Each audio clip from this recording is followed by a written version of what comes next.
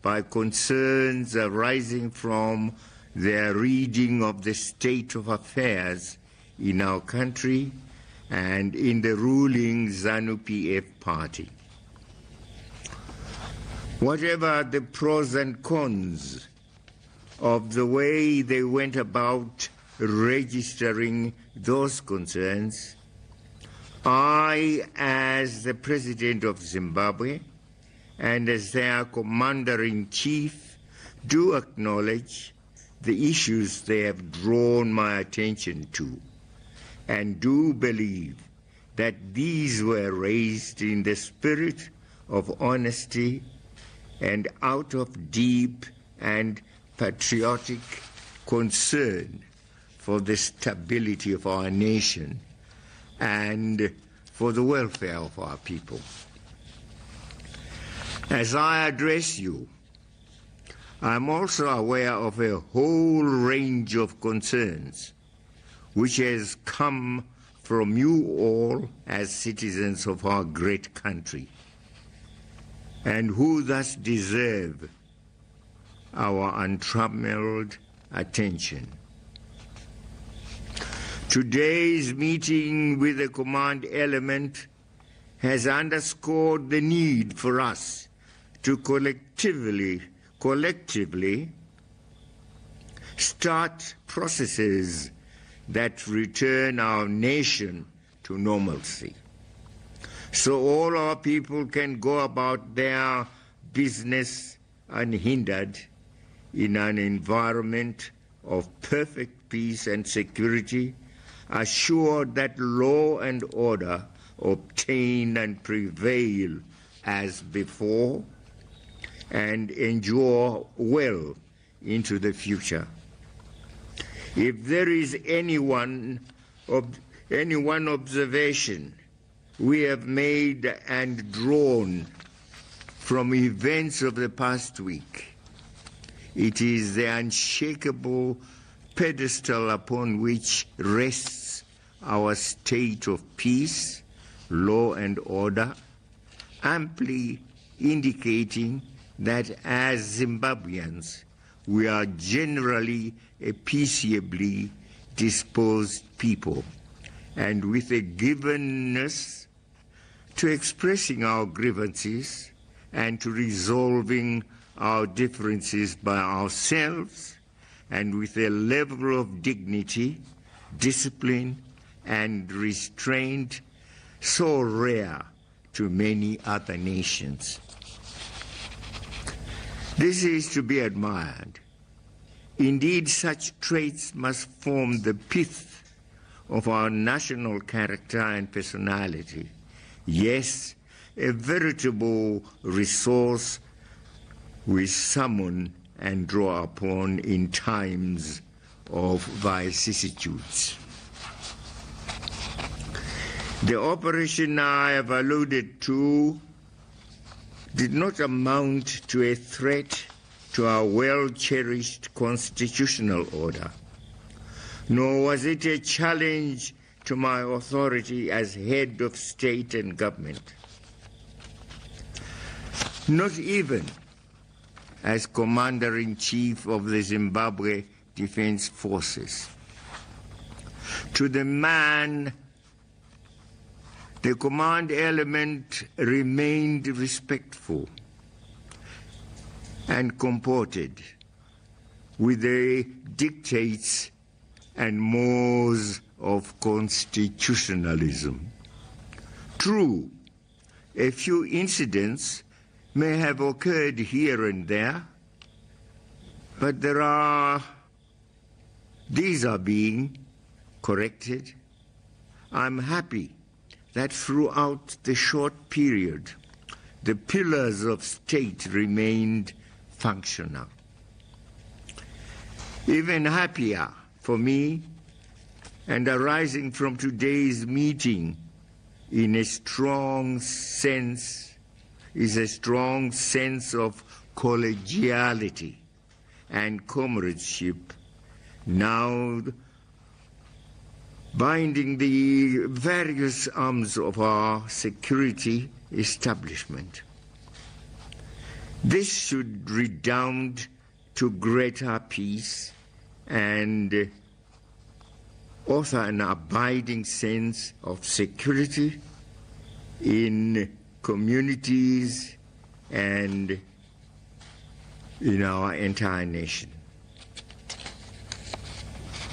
Among the issues discussed is that relating to our economy, which, as we all know, is going through a difficult patch. Our great concern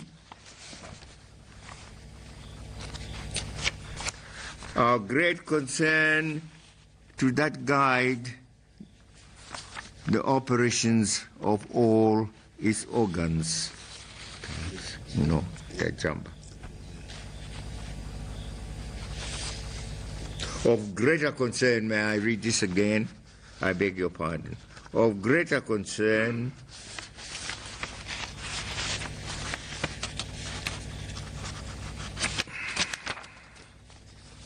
to our commanders are the well-founded fears that the lack of unity and commonness of purpose in both party and government was translating into perceptions of inattentiveness to the economy.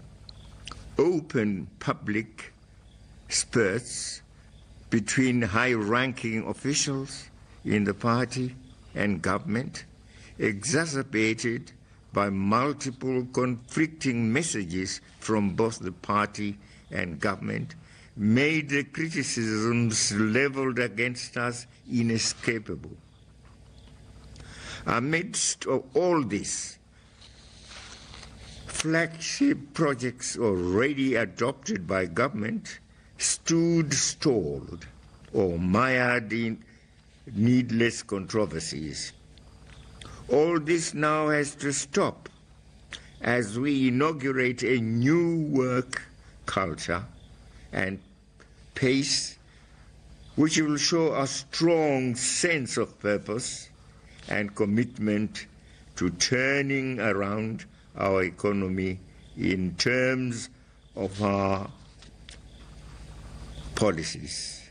Zimasit, government remains committed to improving the social and material conditions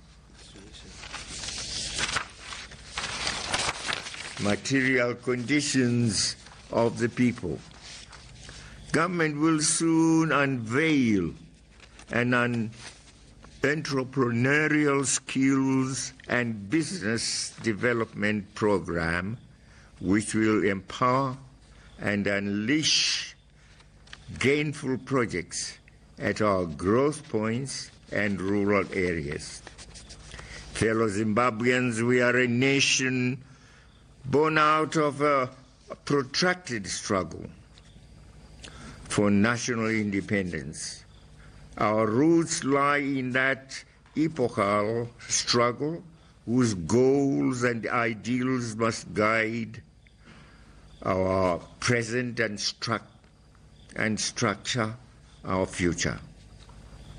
The tradition of resistance is our collective legacy, whose core tenets must be subscribed by all across generations and across times. Indeed, this too was a great concern for our commanders, who themselves were makers of that revolution, and often at very tender ages and at great personal peril. We still have in our various communities veterans of that founding struggle, who might have found the prevailing management of national and party issues quite alienating. This must be corrected without delay, including ensuring that these veterans continue to play central roles in the lives of our nation. We must all recognize that their participation in the war of liberation exacted lifelong costs, which, whilst hardly repayable, may still be assuaged and ameliorated.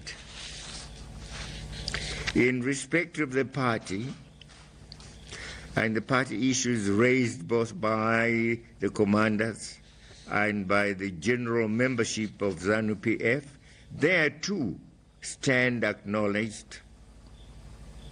These two stand acknowledged. They have to be attended to with a great sense of urgency. However, I am aware that as a party of liberation, ZANU-PF has over the years written elaborate rules and procedures that guide the operations of all its organs and personnel.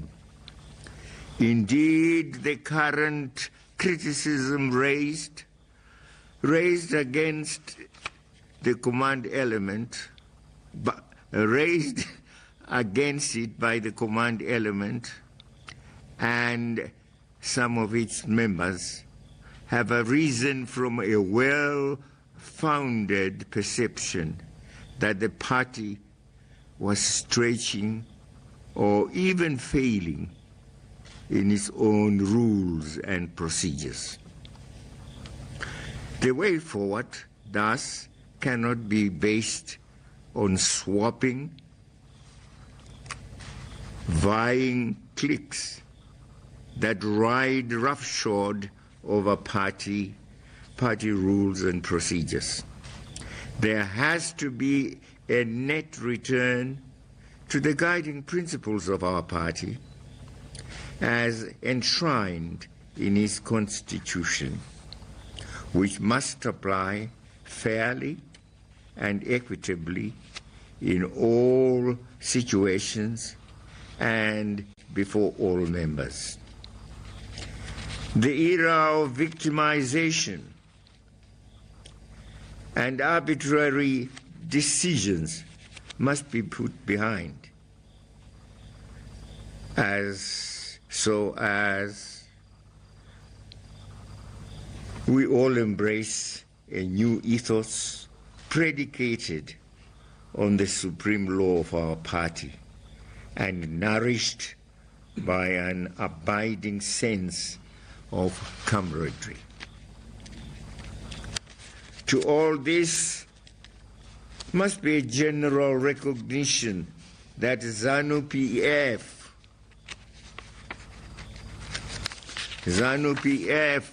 is a party of traditions and has been served by successive generations who are bound together by shared ideals and values which must continue to reign supreme in our nation.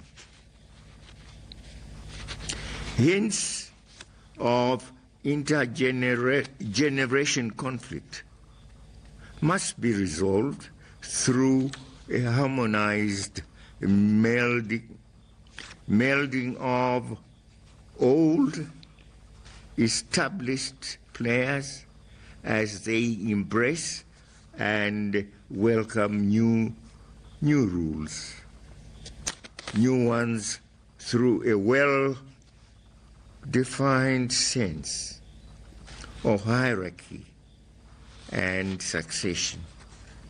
Indeed, all these matters will be discussed and settled at the forthcoming Congress within the framework of a clear roadmap that seeks to resolve once and for all any omissions or contradictions that have affected our party negatively. The Congress is due in a few weeks from now. I will preside over its processes, which must not be prepossessed by any acts calculated to undermine it or to compromise the outcomes in the eyes of the public. As I conclude this address, I am aware that many developments have occurred in the party or have been championed and done by individuals in the name of the party. Given the failings of the past and the anger these might have triggered in some quarters, such developments are quite understandable. However, we cannot be guided by bitterness or vengefulness, both of which would not make us any better party members or any better Zimbabweans. Our hallowed policy of reconciliation, which we pronounced in 1980, and through which we reached out to those who had occupied and oppressed us for nearly a century, and those we had traded fire with in a bitter war, surely cannot be unavailable to our own, both in the party and in our nation. We must learn to forgive and resolve contradictions, real or perceived, in a comradely Zimbabwean spirit. I am confident that from tonight our whole nation at all levels gets refocused as we put shoulder to the wheel amidst the promising agricultural season already upon us. Let us all move forward, reminding ourselves of our wartime mantra, Iweneni Tinebasa. I thank you and good night. Sorry, one or two places.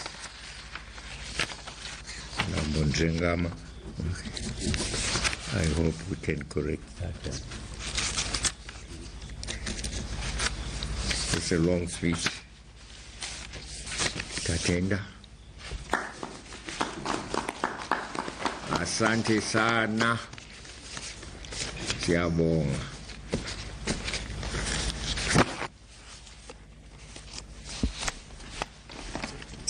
Tatenda. Okay, thanks. That was an address to the nation by President Robert Mugabe at State.